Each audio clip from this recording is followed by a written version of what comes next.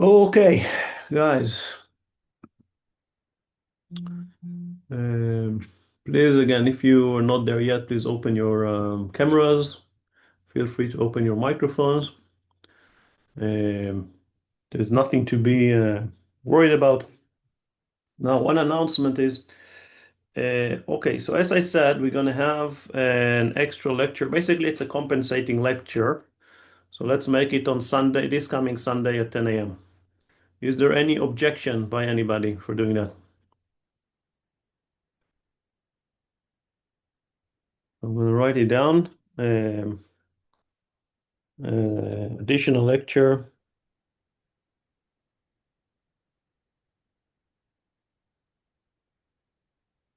Sunday, 10 a.m.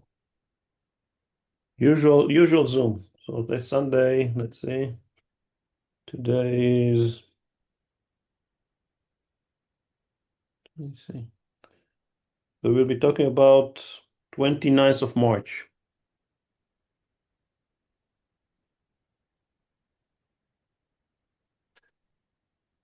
Now I have to admit there are two issues here. So I also I want you to tell me. So one is that I am supposed to be traveling, so we're going to miss something like 4 lectures. Of course, right, this is going to be in May. Now, I do not know yet, given the uncertain situation, whether I will be traveling, whether it will be shortened. It's unknown. But right now, we are assuming that it will happen. So I'm supposed to give you extra lectures for that. Plus, as you've heard, so this is one thing. The other thing is, as you've heard, the semester is expected to be shortened, which is going to cause us a problem because I'm not sure that we will be able in the shortened semester to complete the things that needed to be completed in this course. So I'm thinking of when else we can add up extra lectures. Again, so far just to compensate for the missing lectures that due to my travel, without even saying anything about the shortening of the semester. Um, Right now, the next class is supposed to be April 12th. This is right after the Passover holiday. Right now, there are supposedly no classes because of repeated exams. I would like you to tell me if this is relevant for you, if there is anybody who is taking repeated exams, because if there is nobody that is taking repeated exams, then maybe we can simply add up the I have lecture. an exam, so Yeah, me Yeah, too. me too. I have your exam.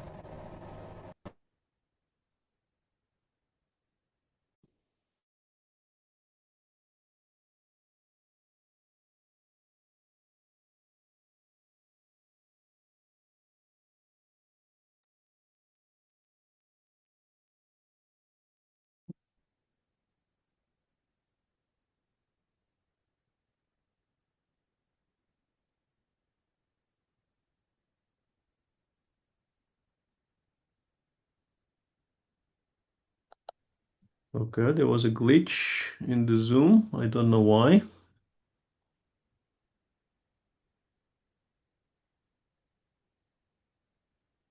I've got no idea what happened, but it happened. Okay, fortunately there will be not too much problem. Let me reshare again. So again, so one of you did say that you have an exam. When is your exam? you said, not only me. Well, I'm sure it's not only one. You know what? Um, What I ask you to do, send me an email, all of you, with the examination dates that you have. Okay? So let me do again share screening. Uh, Opened.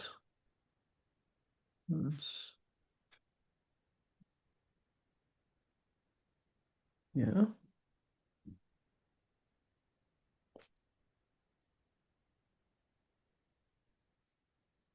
are everyone in in the WhatsApp group? Yeah. I'm not in a WhatsApp group, so Yeah, hold I'm on. asking students. Okay, so please, So, just a second. So please send me an email or emails, everybody that has exams, so we'll know that to make the compensating lectures after the exam, so that it will not interfere. Good. Can you see my screen? Yes. So let me write it down. Please send me mails with dates of your exams. saf.fair@biu.ac.il. All right. Okay. Okay. With that, let's not lose any more time. We are talking about special relativity.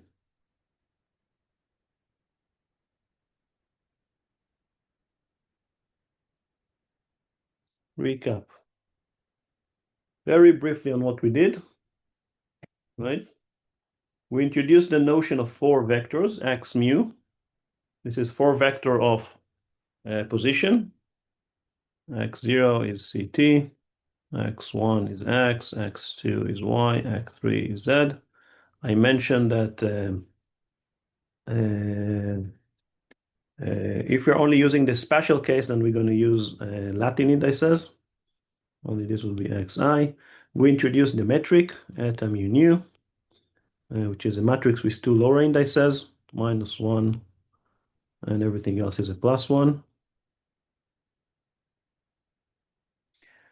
We wrote down the interval, conserved quantity interval delta s squared as eta mu nu, delta x mu, delta x nu. With the Einstein summation convention, there is a summation. Einstein summation convention. It states that if we're seeing on the same side of an equation two indices, one is an upper and one is a lower, that means that we are summing over these indices. We call them dummy indices. We introduced the Lorentz transformation as a transformation between one coordinate system to another.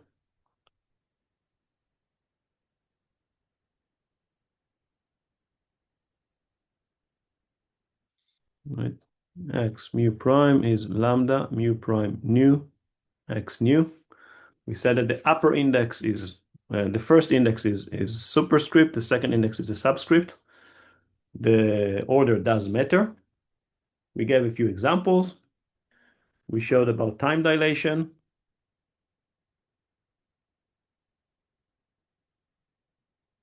Delta t prime is gamma dt. dt is the time as measured by a clock that is co-moving or not moving relative to the observer, and delta t prime. So this is 2 ticks of the clocks. This is, of course, a separation between 2 ticks of the clock in its own frame or in its rest frame.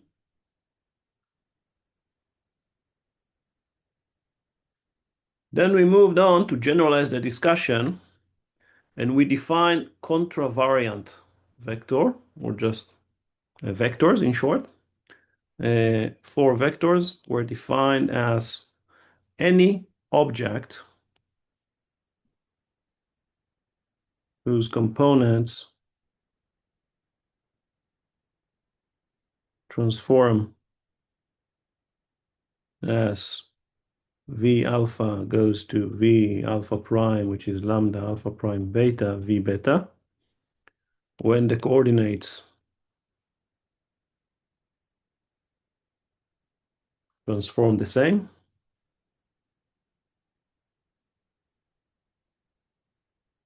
X alpha goes to X alpha prime, which is lambda alpha prime beta X beta.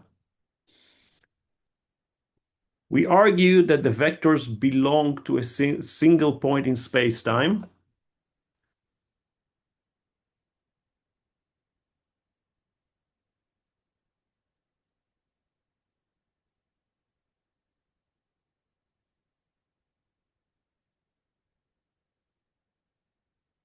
Again, in Euclidean space, it doesn't matter because it's a flat space, so you don't see that. But when we speak about non-Euclidean spaces, spaces which are curved, and again, the simplest way to think of it is think of the surface of the Earth as a two-dimensional sphere, right?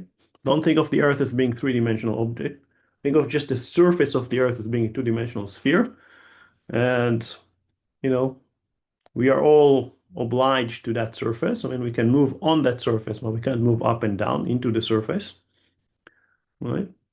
Then we can think of the tangent space to the surface. So we have a surface, which I call the manifold M, which I haven't properly defined, but I told you that a manifold in general is an object that is a space which is locally Euclidean, but globally is not, or not necessarily.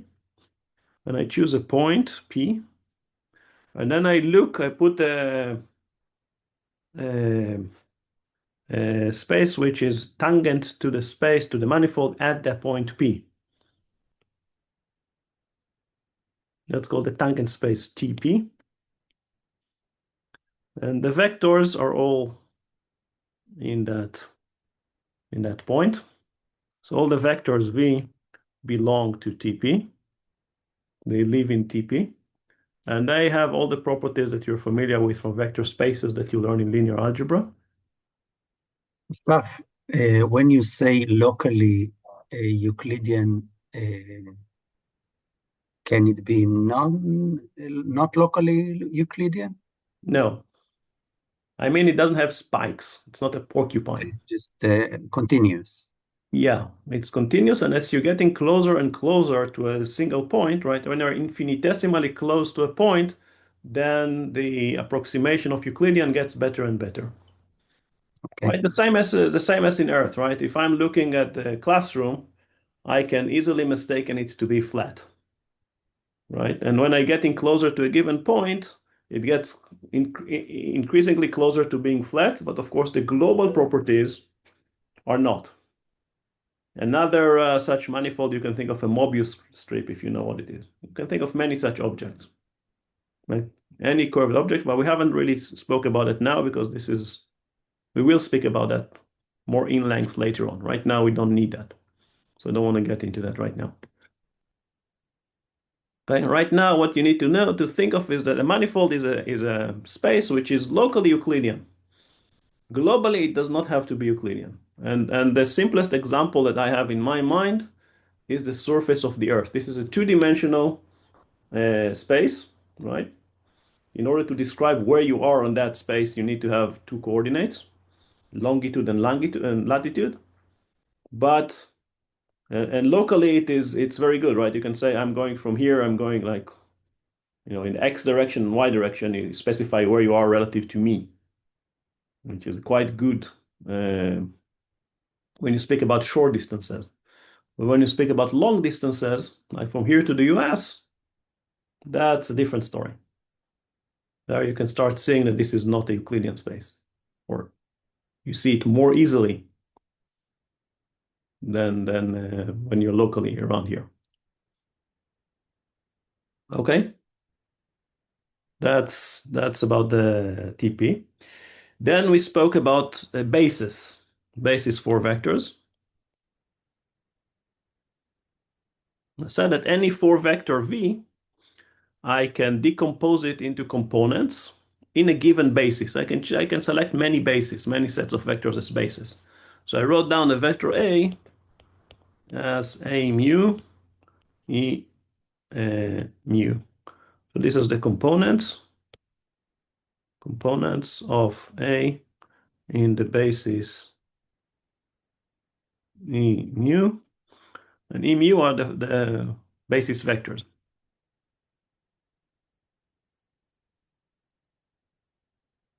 Of course, I have here a summation.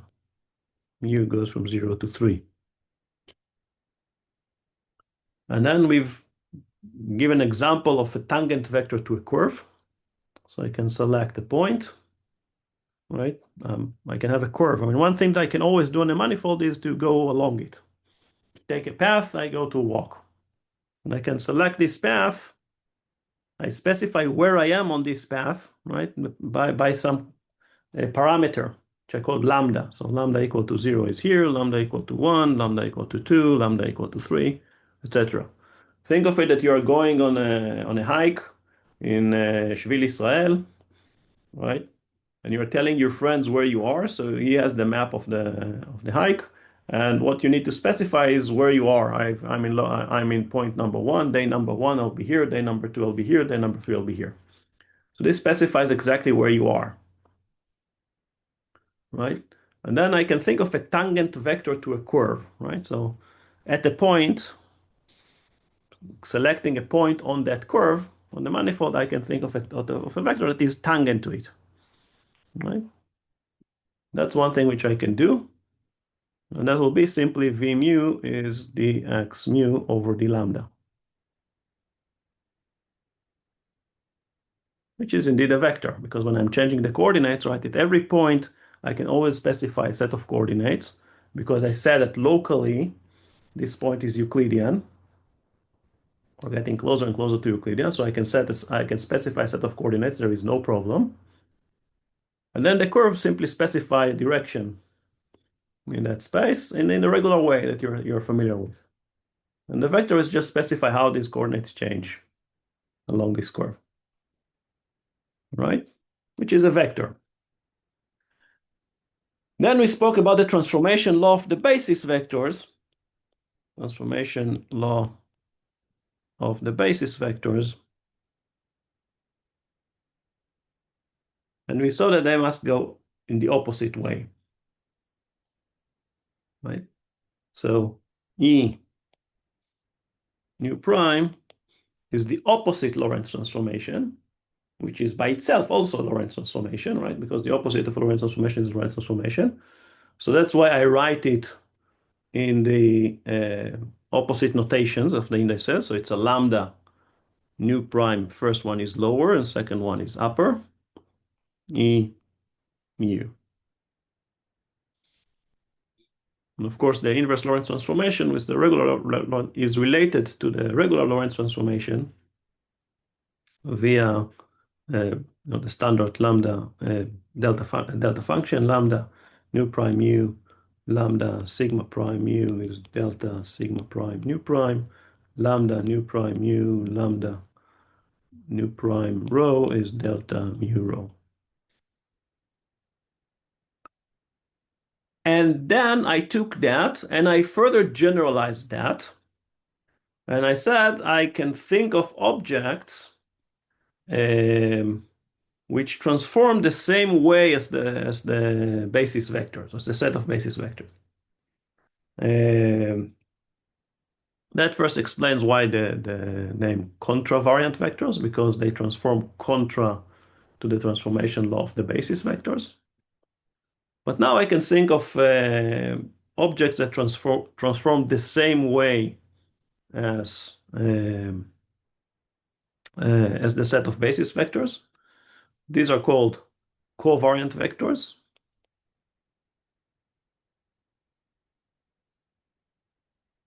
Transform the same way as the set of basis vectors.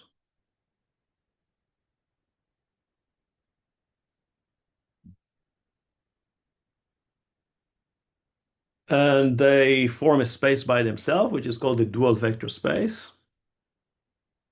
They belong to the dual vector space.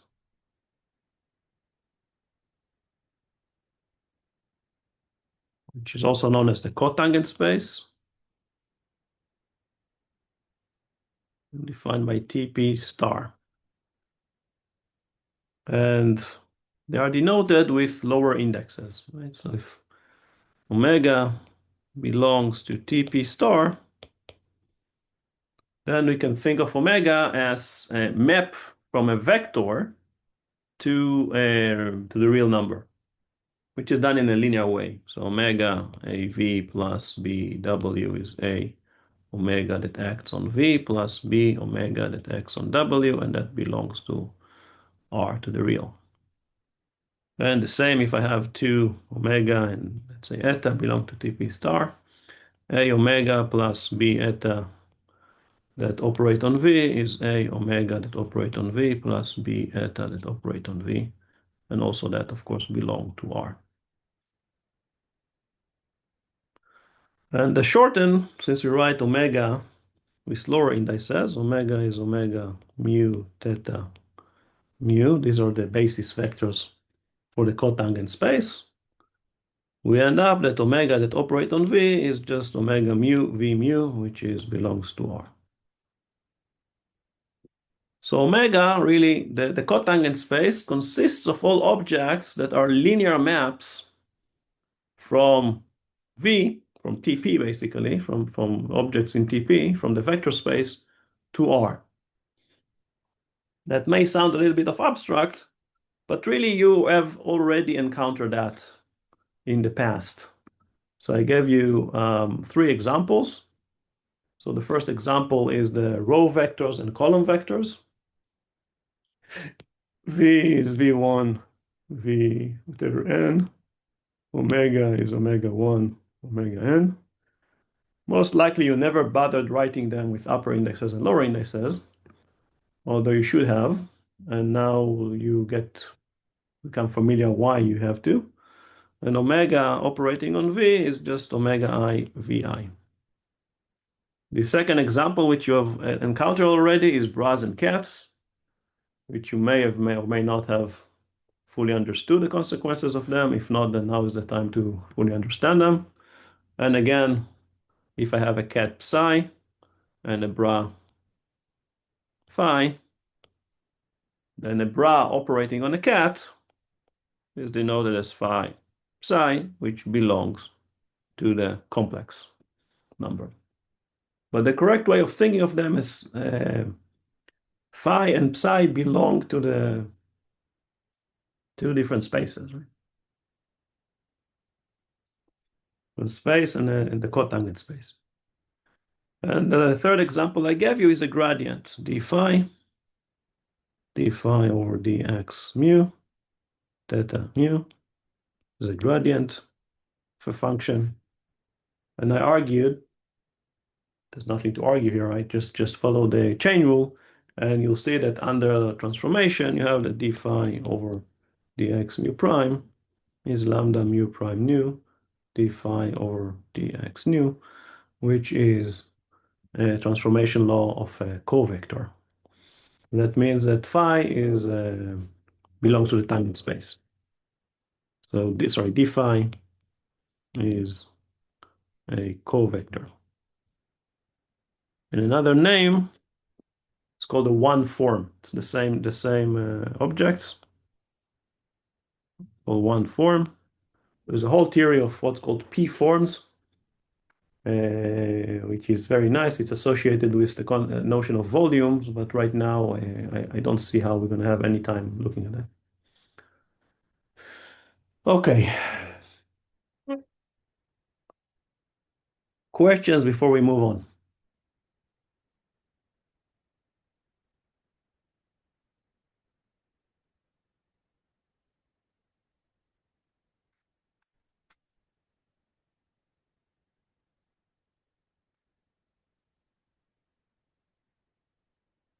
Don't mute yourself. I don't want to miss a question if you have any. Okay. And again, I urge those of you who did not, for any reason, open the camera, please open your camera. I don't really care about the mess you may or may not have at your back.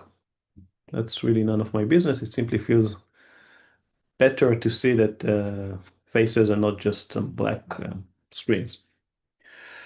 Okay, if you got that, and if you don't have questions, the general assumption I always have, right? You should know that in general, not just me. If somebody asks you, do you have any questions, and you don't say anything, that means that everything is fully clear. And when you're asked, you'll know how to solve any problem related to that easily. And then I expect all of you to get 100 in the exam. That is what it means that you're not answering if I ask you if you have any questions. So now, if you got that, generalization is quite easy. And the next step is to define tensors. So what is a tensor? We said that a dual vector, formally, it's a linear map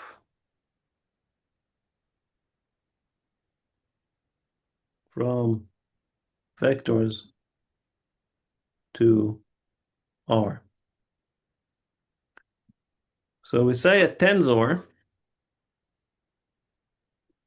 of rank or type, it's two synonym words, KL. What is a tensor of type KL?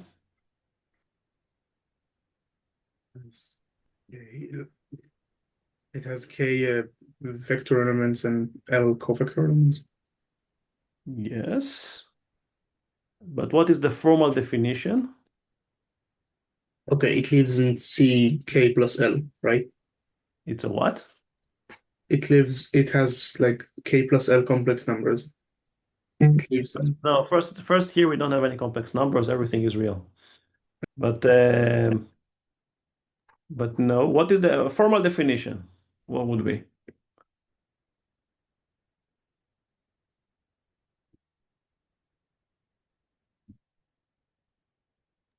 A thing with K indices and L indices for vectors and covectors. No, that's just the way that's just how I write it if I want to. But what will be the formal definition of a tensor? Isn't it a correction between two vectors? What do you mean correction? So you have one state pointing in different directions. No, you're off. Use only things that I said. I'm note that I'm very careful in defining things, and I'm only using things I define. I don't use in this course anything I don't define first. So only use things that I define. That were already defined. That's sort of a function for vectors, like something like that. You are close, but I didn't use the word function here because I haven't fully defined it. But no, it's not a function. It's a map, right? We said the dual vector is a linear map, right? The dual vector omega, right? Omega is a linear map that takes a vector and turn it into a real number. So is a tensor a multilinear map? Exactly. A tensor is a multilinear map. A tensor, a multilinear map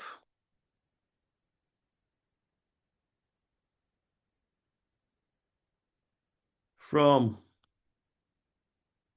K what? Dual vectors and L vectors to R. Multilinearly means that it's linear in each component independently of the others. What does this mean? You will fully understand, don't worry. So from this point of view, when I speak of a scalar, right? A scalar is a what rank or what type of tensor is it? The zero rank. There is no zero here. There are two numbers. Scalar is a 0, 0 tensor or 0, 0 rank tensor.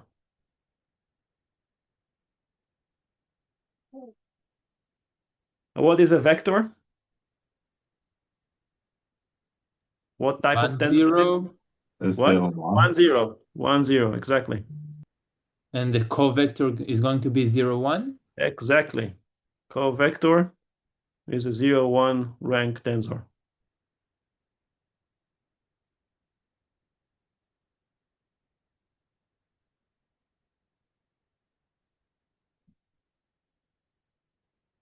Okay, you got it.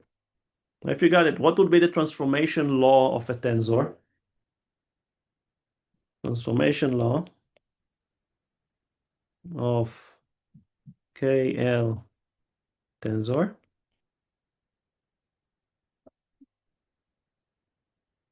So first, how do I write a KL tensor?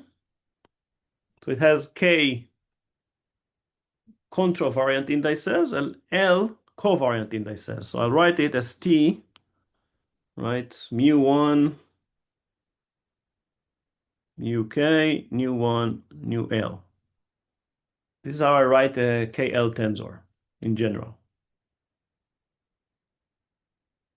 And what's the transformation law? It's a linear mapping from KL tensors to KL What tensors. is transform? That is what the tensor is doing. But if I want to transform a tensor from one coordinate system to another,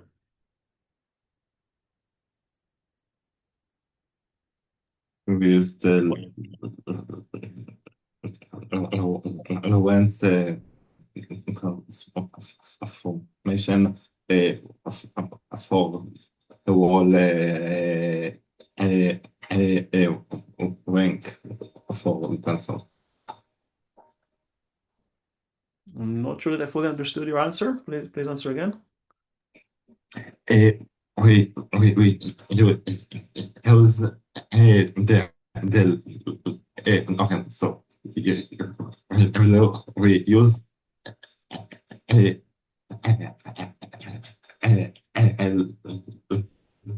Lorentz transformation with this same number of in the cells for Okay, yes, one yes. of Very good, tensor. very good, very good, very good. Excellent. So if I want to transform the vector, I write down T mu1 prime, mu K prime, mu1 prime, mu L prime, right? Every upper index I transform with a linear with the Lorentz transformation. So lambda mu1 prime mu1, lambda mu2 prime mu2. Let me have to erase that because I won't have space, right? Lambda mu k prime mu k. And then every lower index I transform with the inverse Lorentz transformation. Lambda nu1 prime, lambda nu L prime times T mu1 mu K nu1 nu L. It's very simple. Every upper index I transform with the Lorentz transformation. Every lower index I transform with the inverse Lorentz transformation. Or every upper index is being transformed like a vector. Every lower index is transformed like a covector. But how do you chain these transformations together, different indices? Like it's one tensor? I transform each component separately of the tensor. So each component, like it would be some matrix or some tensor that transforms it, and it's completely like independent from each other index, and you're just multiplying them. Yeah. I mean, this formula that I just wrote here. This is the transformation law of a tensor. Okay. Okay. Let's start. You've given that to the homework, so you can start doing that. Examples.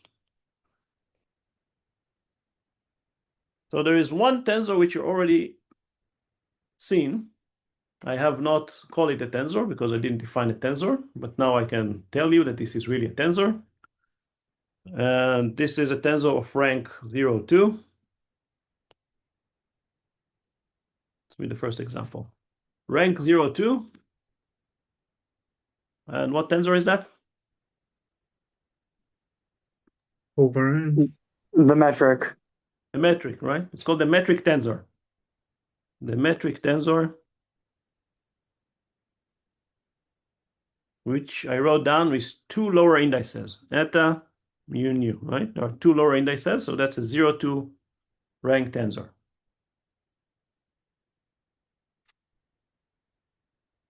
Now, as any tensor, we said it can operate on two vectors, right? And so when I have eta operating on two vectors, v and w, this is such an, so what is that? This is eta mu nu, v mu, w nu.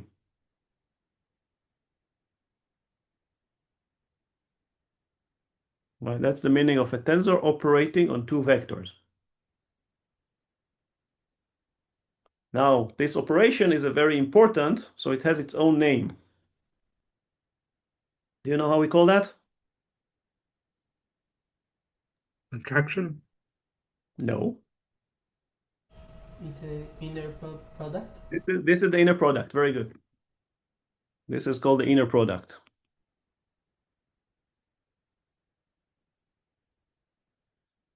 Or scalar product.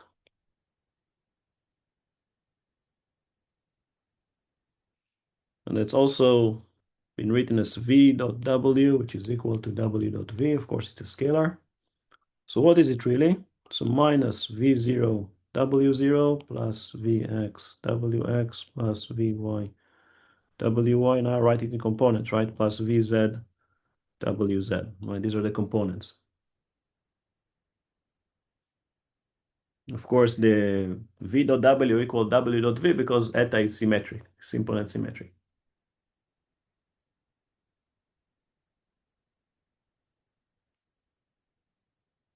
Now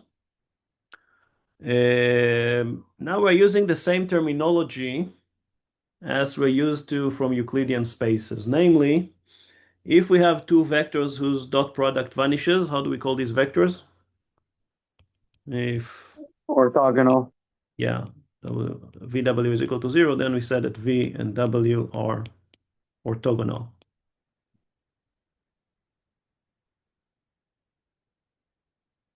Well, of course, the dot product, this is a scalar, which means that it is not changed under Lorentz transformation, it's invariant.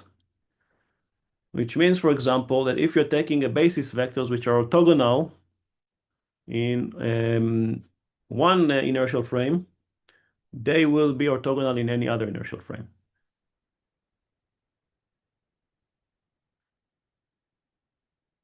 Right? What is the norm of a vector? And dot product of itself, square root Right. of dot product. Well, yeah, it's the inner product of the vector with itself.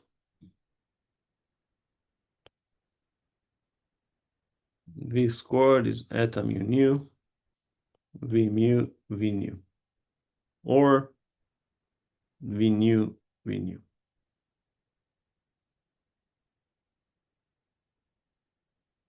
Right? Because I can use the metric to lower and raise indices. Now, in Euclidean space, norm is always non-negative, right? But in Minkowski space, this can be either positive, 0, or negative, right? So, and we have names for that. So if eta mu nu, v mu, v nu, maybe smaller than 0, equal to 0, or greater than 0. Note that in Minkowski space, the norm of a vector can be 0 without the vector itself being 0. This is different than Euclidean space. Also, the norm of a vector can be negative. Again, this is different than Euclidean space.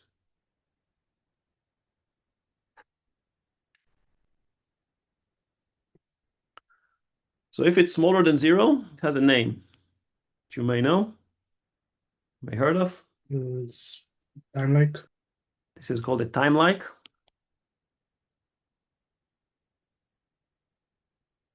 If it's equal to 0, Light. yeah, it's called either light-like or null.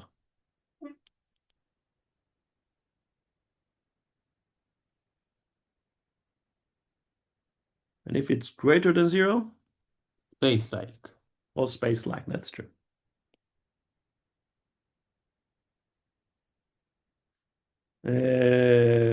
So again, it's the same terminology that we're used to. Well, the light-like, time-like, and space-like you don't. Of course, the norm of a vector is scalar.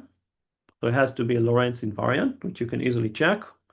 For example, in a different coordinate system, the primed v prime squared is eta mu prime nu prime v mu prime v nu prime. But I can use the transformation law. So eta mu prime nu prime v mu prime is lambda mu prime rho, and then v nu prime is lambda nu prime sigma v rho v sigma. But then since I can use that, this is transformation law of the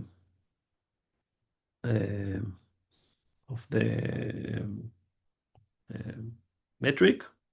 This is just eta rho sigma v rho v sigma, which is v squared in the unprimed frame. Okay. In fact, when you get used to it, it gets very, very easy. You're seeing one upper index, one lower index, you know you're summing over them. Right. Of course, this and that, and this one and this one.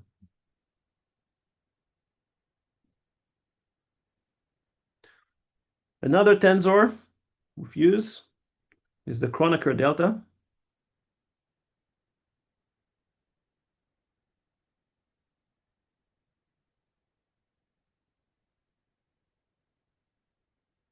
What type of tensor or what rank of tensor this is? A 1-1. Yeah, this is a 1-1 tensor.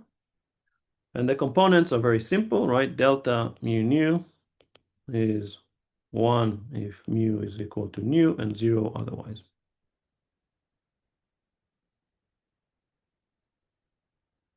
The third tensor of use is called the inverse metric.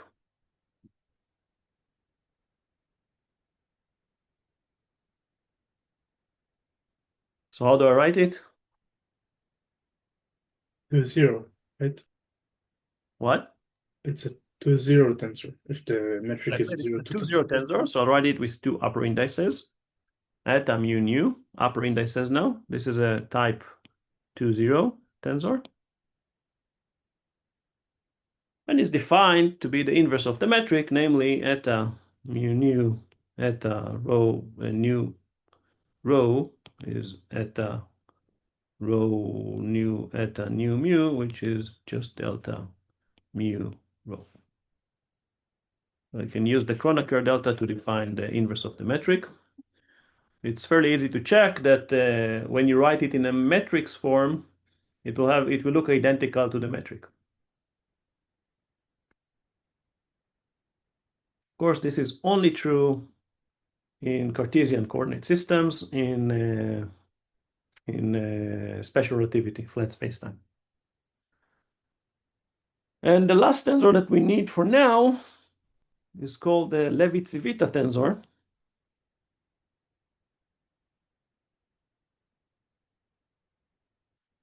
This is a tensor of rank 0,4.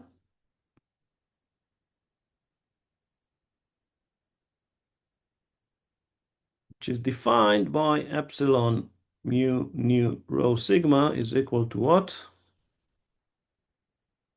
The Levi-Civita, I'm sure you've encountered it. Again, you may not have called it a tensor, though it really is. Actually, it is not exactly, you'll see that. But for now, actually, it is the realm of special relativity, it is a tensor. I'm not really cheating. What's the definition of the Levi-Civita tensor? One for a cyclic. Right. So it's either a +1 or a -1 or a 0. So one is if mu nu rho sigma is even permutation or even permutation of 0, 1, 2, 3. It's a -1 if this is odd permutation.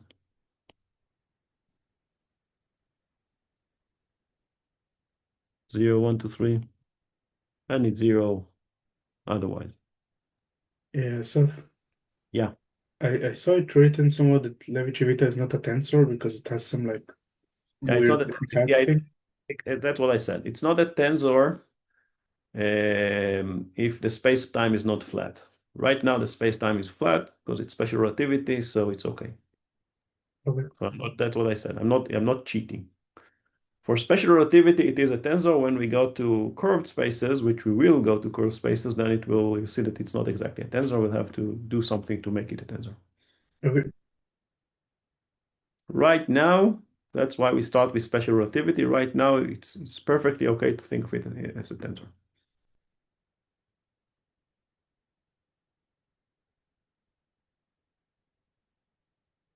Yeah? Okay. So just to make sure you're with me, what is epsilon 0321?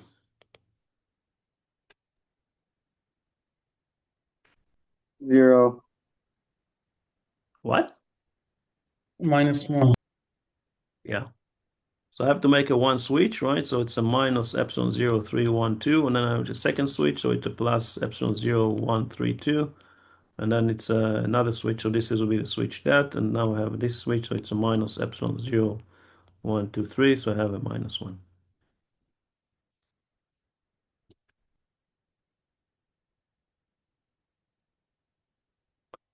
Right? If that confuses you, then again, I mean, I'm sure you've encountered that. I don't exactly remember, or I don't know where you encountered that, but I'm sure you have. I've encountered it, but what do you mean by switches? I switch the order of the indices, right? This is 0. I start from a 0, 1, 2, 3. Then I switch the order of 1 and 2. So I get 0, 3, 2, 1. Sorry, 0, 3, 1, 2. Then I switch the 1 and 3. So it's 0, 1, 2, 3. 1, 3, 2. Excuse me again. Then I switch the 3 and 2, and I get to 0, 1, 2, 3. And every such switch adds up a minus sign. Okay. I had to make 3 switch, 1, 2, 3. So I ended up with a minus.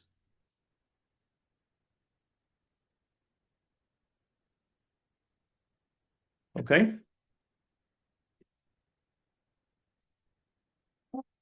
Manipulating tensors.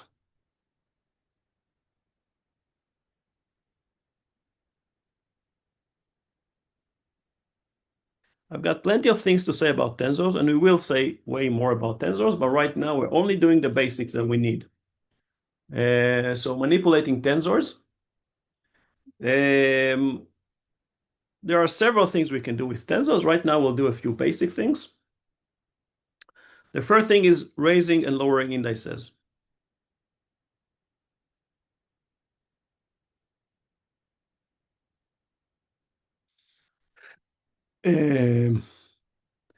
So we can use the metric and its inverse to raise and lower indices. Done using the metric only, right? The metric and its inverse.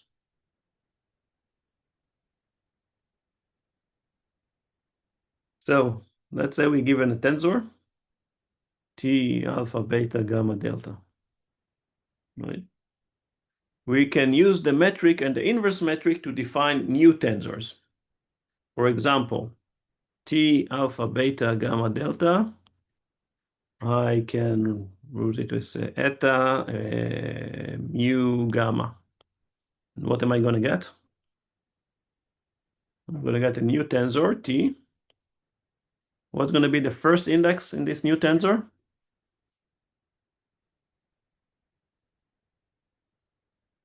Mu, right? No. Oh. What is when I took this tensor T, right? Now I multiply it by the inverse metric eta. Right? It's all going to be Oh. contravariant, no? Gonna You're be what? replacing. It's all going to be contravariant, no? No, not all are going to be contravariants. So, What will be the first? What happens to the first index? What happens to the first index? Alpha, beta, mu, and then gamma downstairs. Correct. Thank you. Well done. So the first index I don't touch, right? It's alpha, upper index. The second index is beta, again, not touched. The third index, which was a gamma, is a lower index. Now I multiply by eta mu gamma, so now it becomes a gamma, a mu with an upper index. And then the last index, again, I don't touch. I created a new tensor. Why are we doing it from right to left and not left to right? Why are we doing it based off of the t t subscript and not off of the eta first? We can do it like that. It doesn't really matter because there is summation here, right? When I write it like that, remember there is always a summation here. Okay, so does the order matter? Can the mu be The order first? matters, yes. I mean, when I do the multiplication, no, but when I write down the tensor, the order matters. Of course it does. Why I do it like that, this is just for you to make it easier for you to follow. But there is Okay. nothing more than that. Give you another example, right? So if I write down T alpha beta gamma delta, multiply by eta mu alpha, what am I going to get? What will be the first index? Lower mu. Lower mu, that's right. What is going to be the second index? Upper beta, then lower gamma and lower delta. Beta, exactly. Then lower gamma and lower delta.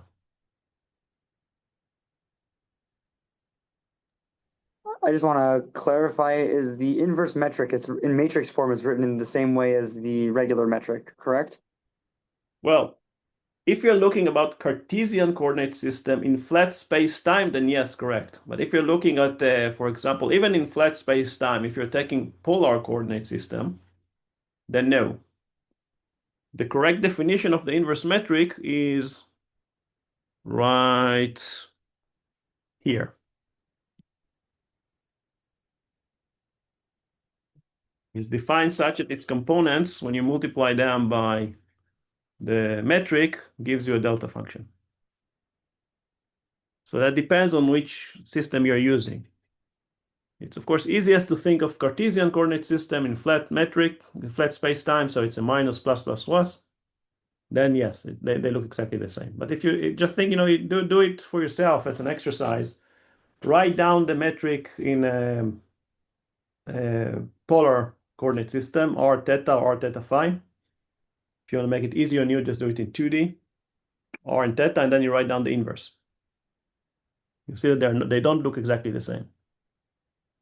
Thank you. All right. And next, just one more example, just to make sure. Let's write it down at mu alpha, eta nu beta, eta rho gamma, eta sigma delta, T alpha beta gamma delta. What is that going to be?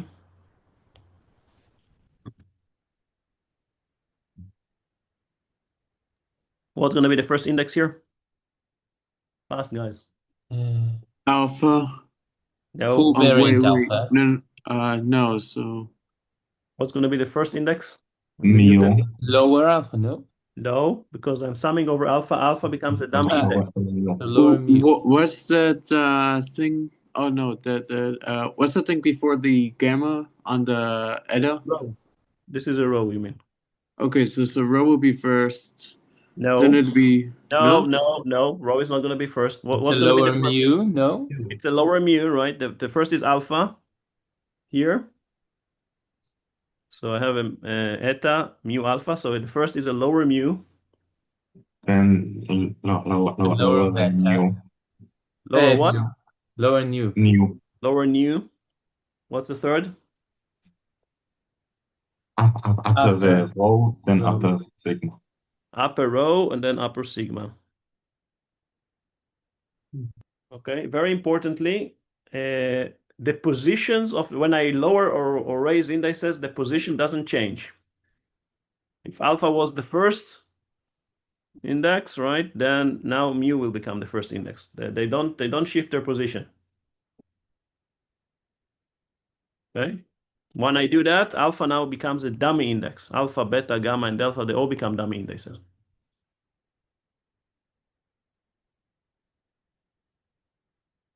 Right? Now, the concrete example, and quite useful, is that we can turn vectors into covectors and vice versa, right? Using the metric and its inverse. So if I have a vector v nu, I write v mu is eta mu nu v nu. And if I have a covector, omega nu, I can turn it into a vector, omega mu, by multiplying by eta mu nu. So the metric and the inverse metric enables me to transform between vectors and covectors.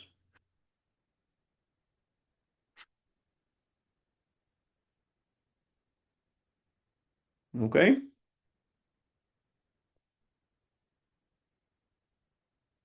This, by the way, this is exactly why, if you were wondering why the gradient, you always used to think of it as a vector, not as a covector, although it is a covector, because in 3 dimensions, right, the metric in Euclidean space, the metric and the inverse metric look exactly the same. Right? There is no time component which add up this minus sign.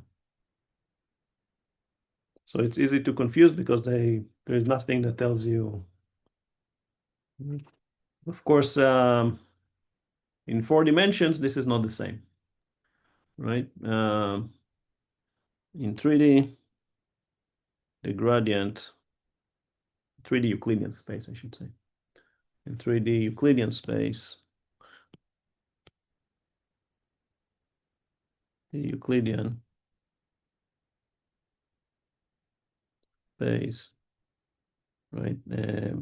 Gradient looks like a vector.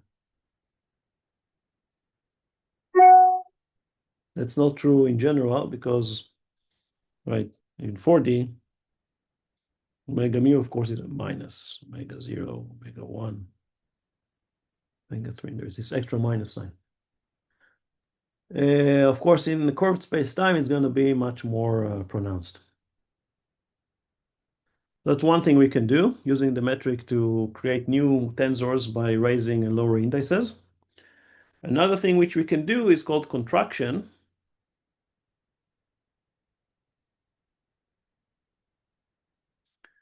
Which is an operation that takes a KL tensor and turns it into a K minus 1 L minus 1 tensor by summing over 1 upper and 1 lower indices.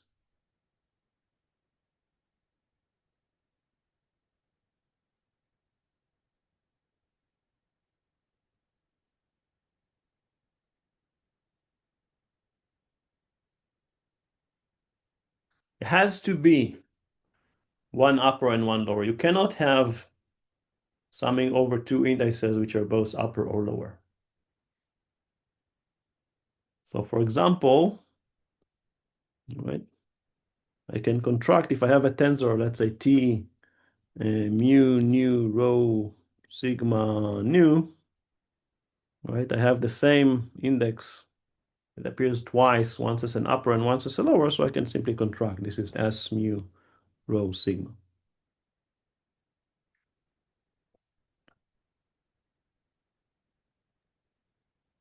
I should emphasize it is only permitted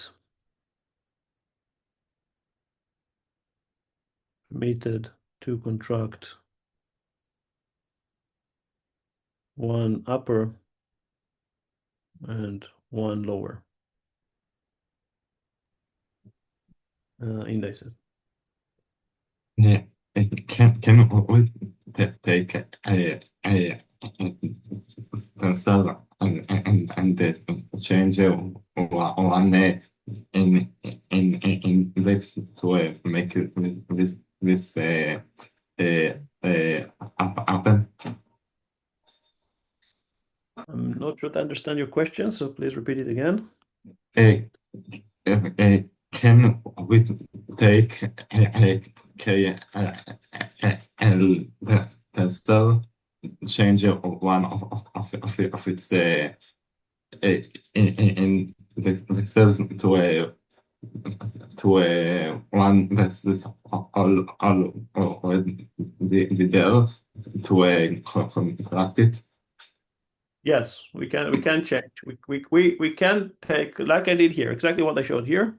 If I have a tensor with two indices, I can contract one upper with one lower index. This is allowed. Is that the question? If so, then yes. And then we can No, like what we did before changing in the cells with the metric. Can we use that to make to action of tensors we want to contract? Again, we're talking about two separate operations, right? So of course we can operate first with symmetric. So let's say I have a tensor, right? T, here it's T alpha, beta, gamma, delta, right? I can use the metric to create a new tensor. So this is an operation which is independent, right? The metric and the integer to create a new tensor, and then I can take this new tensor and contract it. So I can make, but this is, I consider this to be two separate basic operations on tensors, right? So yes, I can combine them. If this is the question, yes, I can combine. I can take a tensor, use the metric to produce another tensor, and then I can make a contraction of this new tensor. Is that the question? Did I answer your question? Thank you. Okay, good. Just one thing to note is that again, the order of the indices matter, right? Order of indices matter. So T mu nu rho sigma nu is not the same tensor as T mu rho nu sigma nu. The order matters. These are not the same tensors. You have to be very, very careful when you're writing down all these tensors. I told you it's going to be quite confusing for you at the beginning. Okay. Also later on at the end as well. It's going to be quite confusing to you to make sure that you're writing down all these tensors, all these indices. I told you, make sure that you review your Greek. You're going to make use of a lot of Greek symbols here. And this is true even if it could be contracted, like it can in the example? Contraction gives you a different tensor. It's not going to be the same tensor if you're making contraction. If you're contracting, for example, here, the second index with the fifth index, and here you're contracting the third index with the fifth index, you're not going to get the same tensors. It's going to be, in general, Okay. two different tensors. Okay, play a little bit with that and you'll see. Okay, that's enough math for now. We'll go back for the math, but right now we just have enough math that we can do physics. Can I ask a question Yes. about the lowering and the indices? Yes. What happens if I take the metric and I don't apply it from the left, but from the right? Here it doesn't matter. It doesn't matter. You're So doing I it. get the same. It's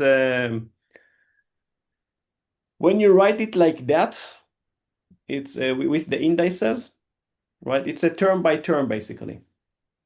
As long as you keep the order, right? For example, right? This is easier like that, but you can write it down as v nu eta mu nu, give you the same thing. As long as you keep the order of the indices, that's fine.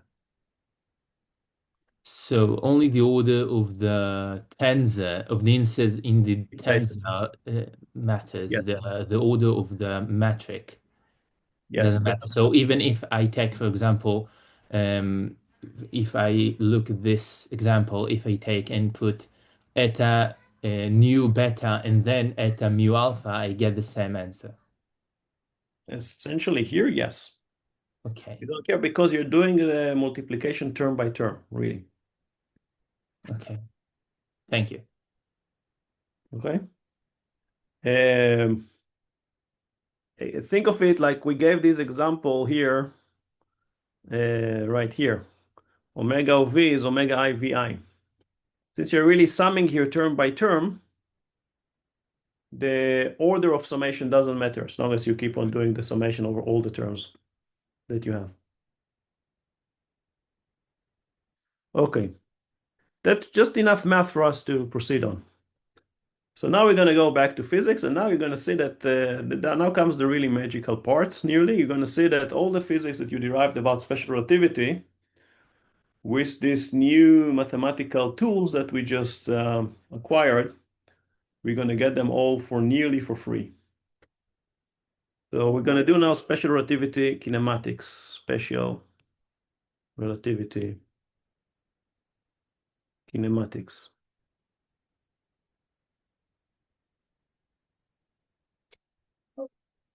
So we're going to start by for velocity, acceleration, and forces. So the first thing, so what we're interested now is to describe the motion of a particle through space-time. We want to discuss the motion of a particle through space-time.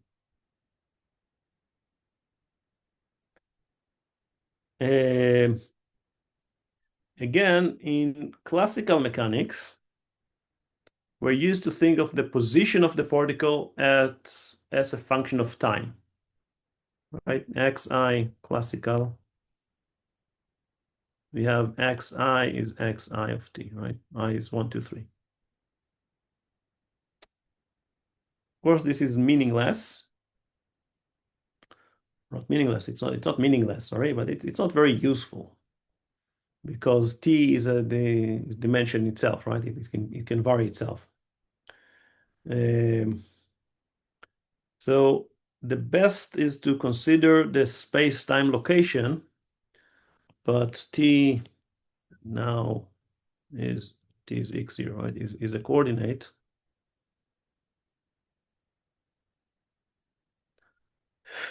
So better to think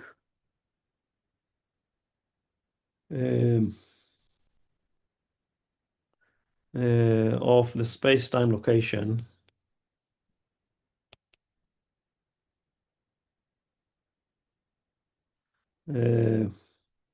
of a moving particle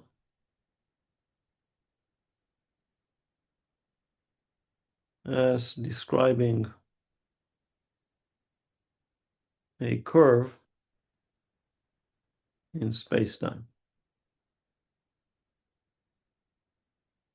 This curve has a name. This is called the word line.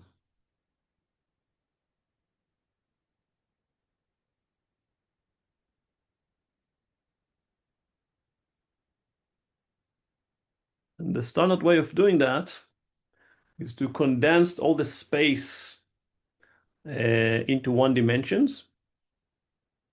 So this will be in the x, and the time would be in the horizontal dimension, ct. And the curve will be this. Now, written like that, when we have photons, which curves they will take on this space-time? Diagonal, like x Exactly equals 45 degrees, exactly. So a photon could go like that. This will be photons. And of course, if you're taking it as a cone, this is called a light cone. Right? This is the light cone.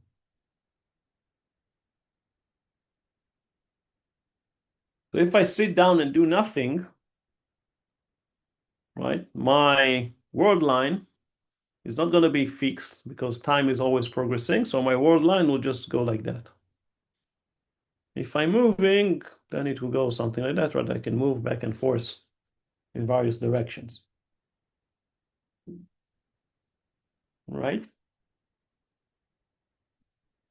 But note that being a massive, meaning I cannot travel faster than light, I cannot cross the light cone. I am always inside the light cone, right? Because I cannot go, for example, right? I cannot go from here to here.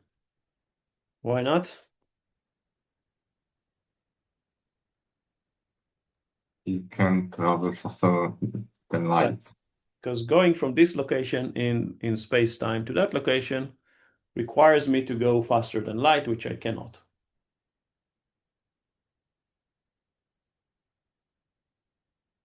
Okay, so this is not allowed. If I said something can do it, is it a space like object? I'm not sure that I fully understand the question. We do not know of any physical particle that can travel faster than light. There are theories. You might have heard, objects like tachyons, which are thought of as being able to. We don't have any evidence that such particles actually exist in nature. But you can envision various particles that do various things.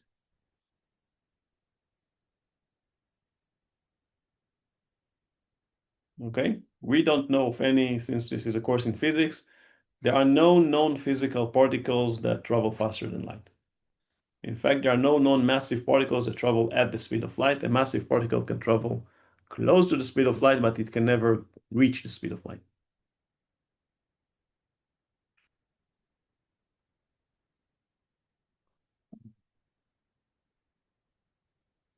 So if I want to describe the motion of a particle, right? Let's say again, I'm here. I want to describe the motion of a particle in this space-time, right? Then I need to give the 4 coordinates of the particle, right, as a function of, again, some parameter along this word line. So again, I take this word line, I cut it into pieces, and I define some parameter. Let's call it sigma, whatever. Then in order to define where I am, where an object is, right, I need to define the location of a particle. Right, I write down x mu, all 4 coordinates, x mu as a function of this parameter, which I call sigma. Now I can choose many such parameters, but there is one natural choice of such parameter, which is what?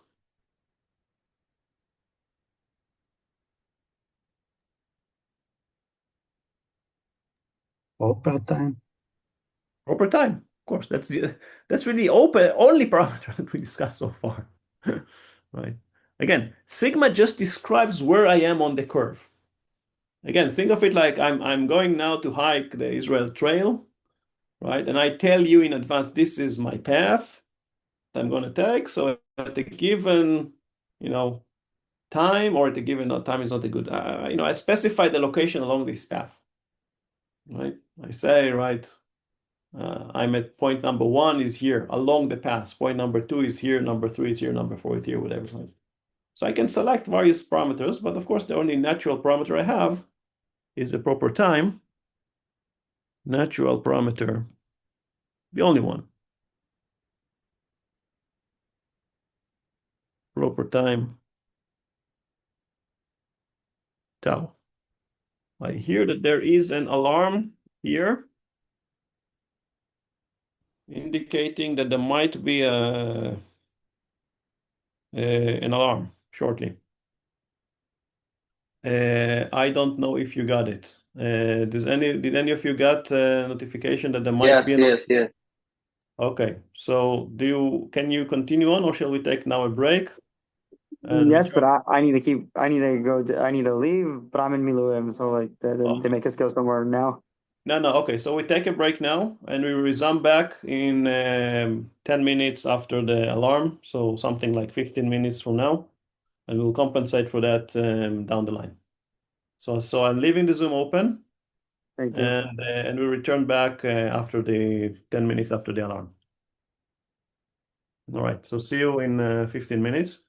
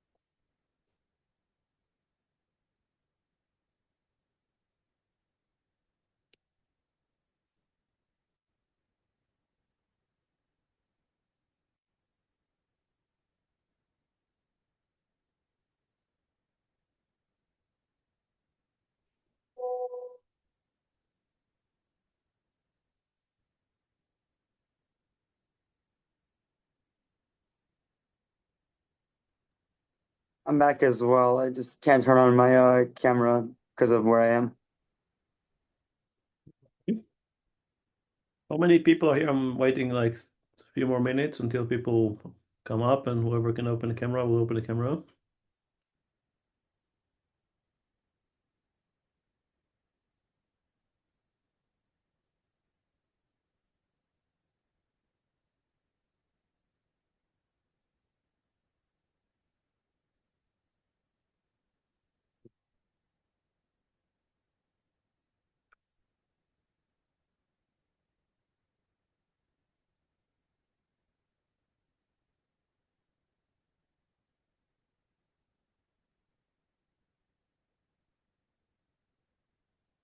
Okay, those who managed to come back, please open your camera so that I could see that you're here.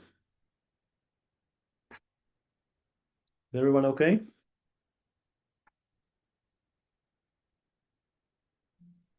I'll give it one more minute so that everybody come back.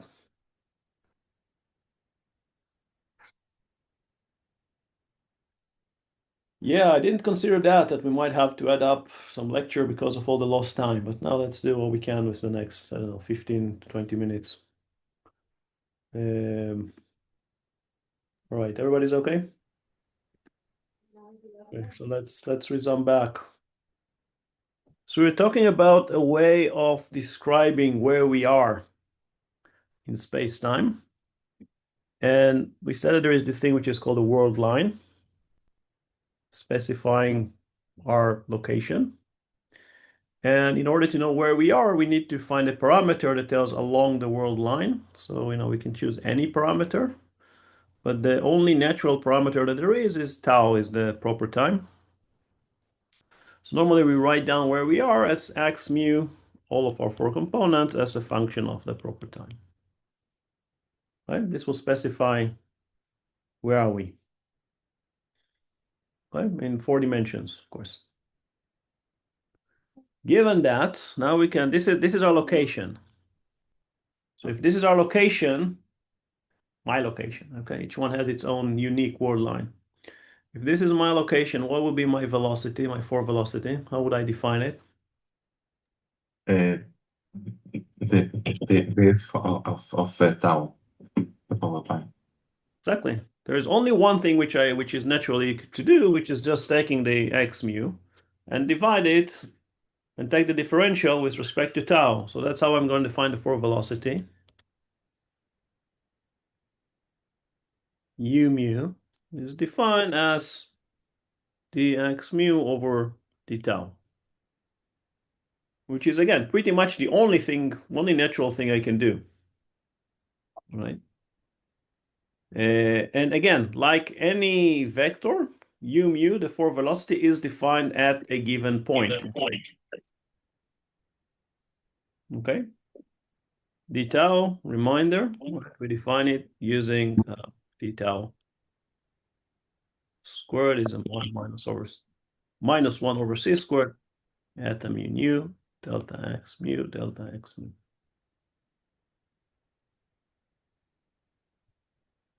Which, if you want, d tau is square root of dt squared minus dx squared over c squared. So dt square root of 1 minus dx over dt squared over c squared, which is dt square root 1 minus beta squared, right? Beta v over c. So using that, and using the definition of the forward velocity, right? U0, what is x0?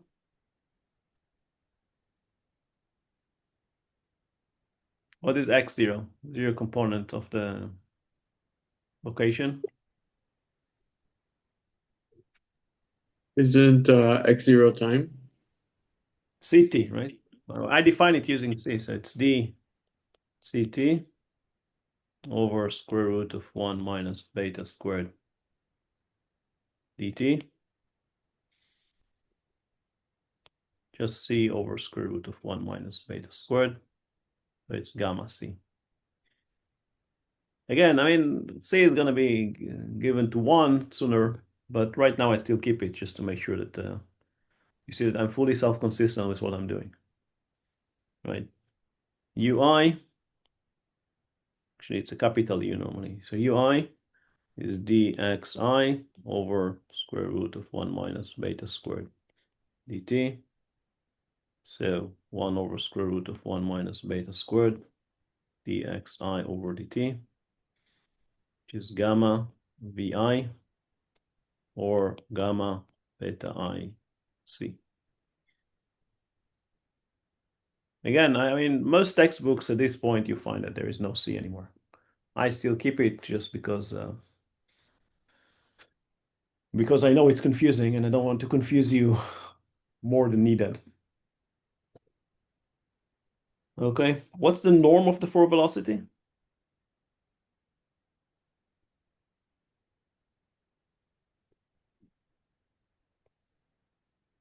Right. Norm, I can write u mu, or eta mu nu, u mu u nu. Right, eta mu nu, dx mu over d tau, dx nu over d tau, which I'm going to write down in a completely irresponsible way. Eta mu nu dx mu dx nu over d tau squared. Completely illegal,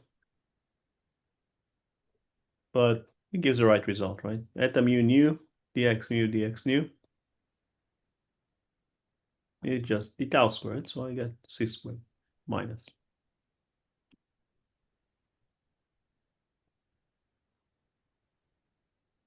So the forward velocity has a constant norm.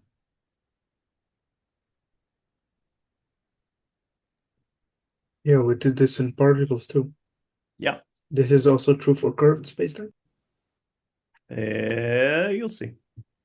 Is there a significant? Yes, norm. The fact that the norm is a scalar, yes, scalar is a scalar. It changes. It's not varying.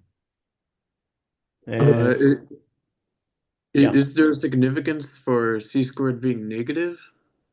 Like, does it have any? C squared is not negative. It's a minus c squared. Yes, the norm of v is negative.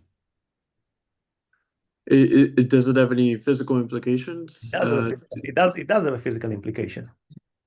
If we go back here, right?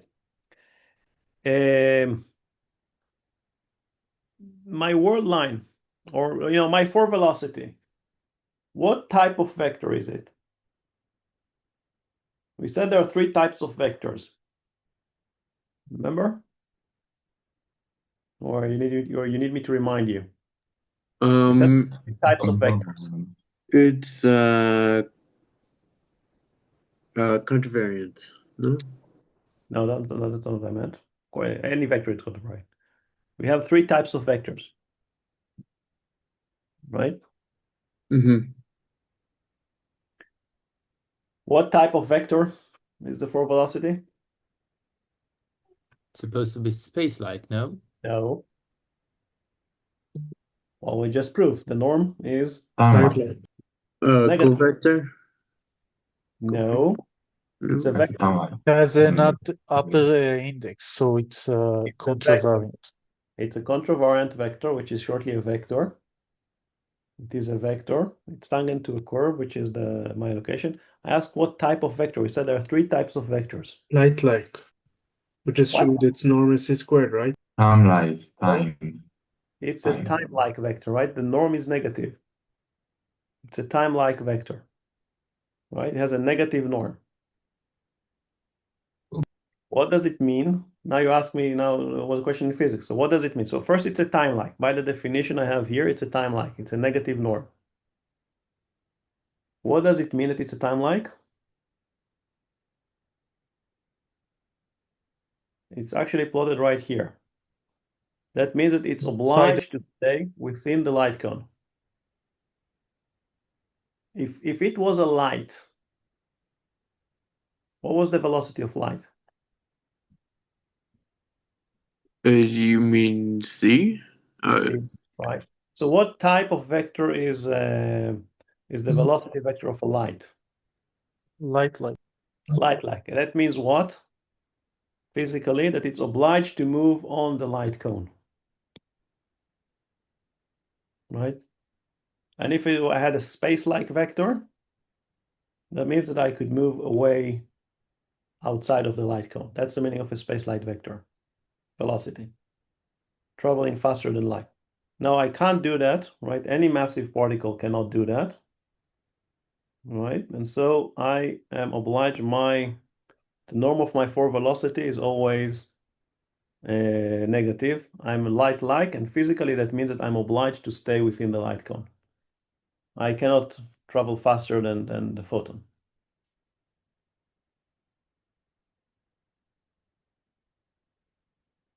All right, guys. Can be a little bit confusing at the beginning, but it makes perfect sense.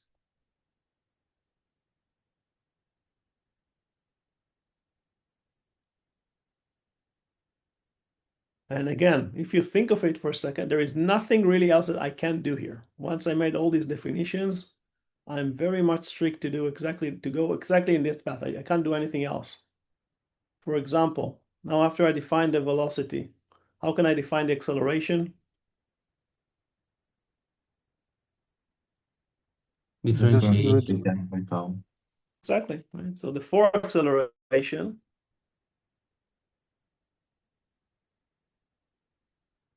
A mu is going to be defined as du mu over d tau. Know that it's common to use capital U here. You'll see why we're using capital U. So this is a forward acceleration. And again, there's nothing else you can do here. What will be the force? Relativistic full force.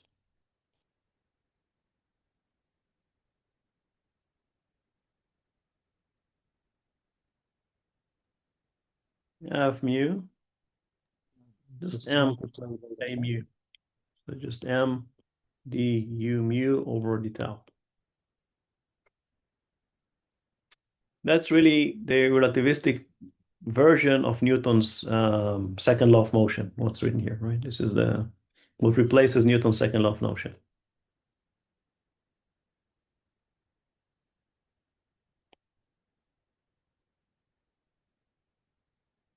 Now, of course, it gets everything we need, right? It reduces to the Newton's law in the familiar, non-relativistic limit, inertial frame.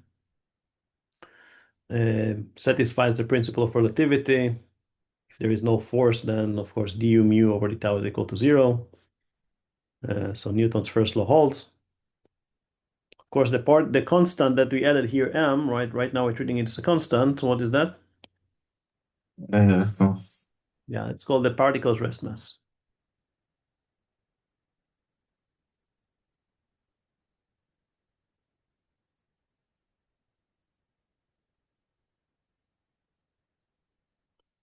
Now, mathematically and quite interestingly, the forward acceleration is always perpendicular to the forward velocity.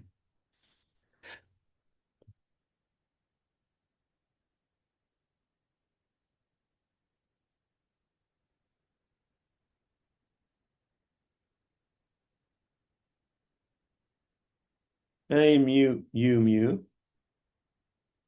is eta mu nu du mu over d tau u nu. I can write it down as 1/2 d eta mu nu u mu u nu over d tau. This is constant, so it's 1/2 d minus c squared over d tau, which is 0. So the forward acceleration is always perpendicular to the forward velocity. But you shouldn't really be worried about that, because what it really tells is that there are only 3 independent equations of motion. The fourth one depends on the other 3. So there's nothing really that changes from what you're familiar with. Only a more general concept. Why is it always perpendicular? It reminds me of circular motion, where the acceleration is always perpendicular to velocity. In a way, yes, but it's now the fourth component, the dependent component, is the time component. So you have to think of it. It's not, you don't have any simple analogy. So you have again, so you have the 3 accelerations that you have are independent, but then the fourth one, the one that closes that, would be dependent, but this will give you the time. So you don't have. I don't really have a way of visualizing that easily. Okay. Okay. Then the next is to define the energy and momentum of massive particles.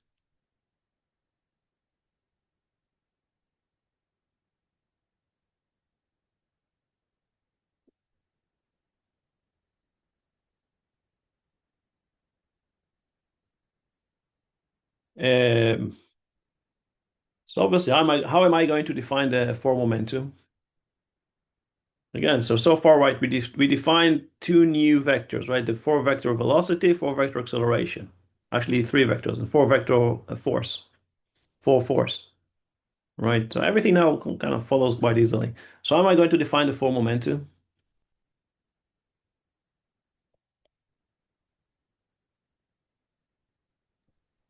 MV mu. What? MV mu. Exactly, right? There's nothing I can really do here except writing down P mu is m dx mu over d tau, or m u mu. That's all. So what's the norm of the forward momentum? P squared. P mu. Right, well, we have the norm of the velocity, which is minus c squared. So the norm of the momentum is minus m squared c squared. Right? And then what is the zeroth component? P0. Well, we had the zeroth component of the velocity, right? It was gamma c. So the zeroth component of the momentum is just gamma mc. And what's the ith component of the momentum? Pi. Gamma beta I mc, which is gamma m vi.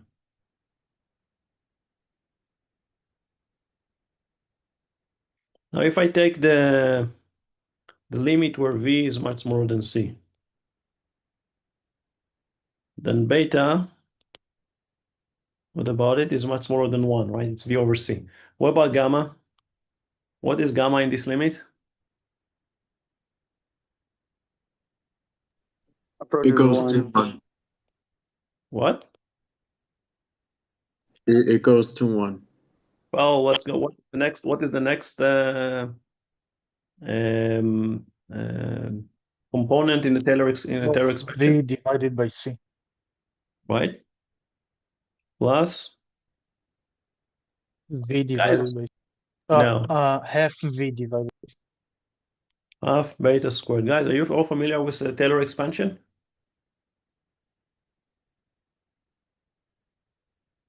I don't like the quietness. Yes, we're familiar. Yes. Check out why this is true, right? This is the next term in Taylor expansion. So in that case, what is pi in this limit? It's just going to be mvi. Then the extra term would be vi cubed, so I throw it away. What is p0?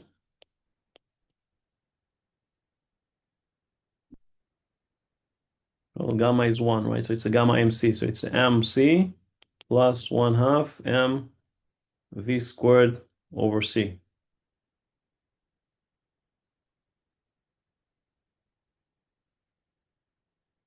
So this is, of course, the Newtonian momentum.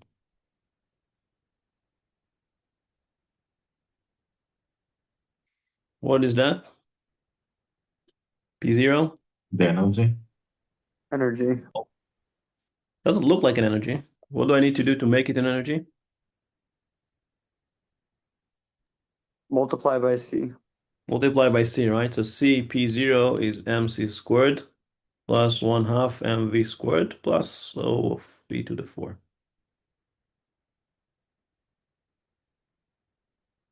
What is this term?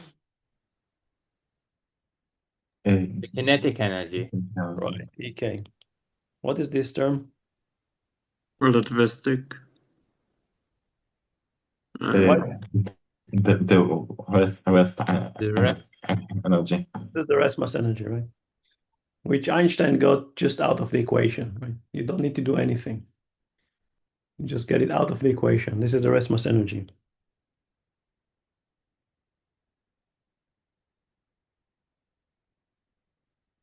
Right, so this is the E equal mc squared, right? If a particle is at rest mass, that's what you get. So this is why the for momentum, it also has another name, which is called the energy momentum 4 vector.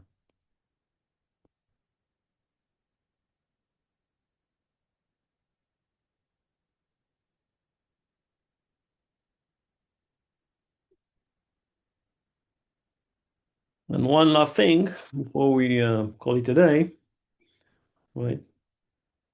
We can write down using that two terms here. So we have from here P0 is E over C, right? Which we can write as actually from here. This is just Pi squared plus M squared C squared to the power 1/2.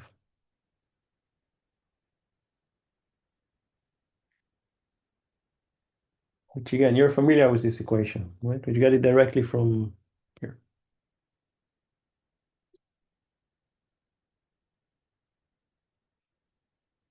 Right? So basically we derived, Can I ask a question? yes. What's the point of writing it like that? Like, why is that a relevant notation? I'm not sure to understand the question. What do you mean, why is that a relevant notation? Like, what? I mean, I just not really understand. Like, you could see that from the equation. So why? Is there something extra here that we're trying to see, or just a representation of what P0 is? Well, you're familiar with this equation, I guess, no? You've seen this equation your first year. I'm just showing it to you that you get it right here from what we did. I mean, if the question is about the general denotation, you'll see it's impossible to do it any other way.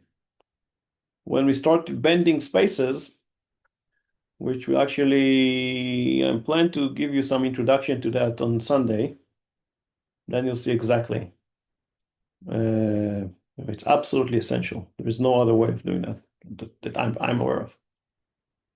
If you're asking about that specific equation, that specific equation is something which you've seen in the first year. But now I think, or I hope, right, you get a full feeling of where it comes from and where does it stand in the big picture. Okay, thank you.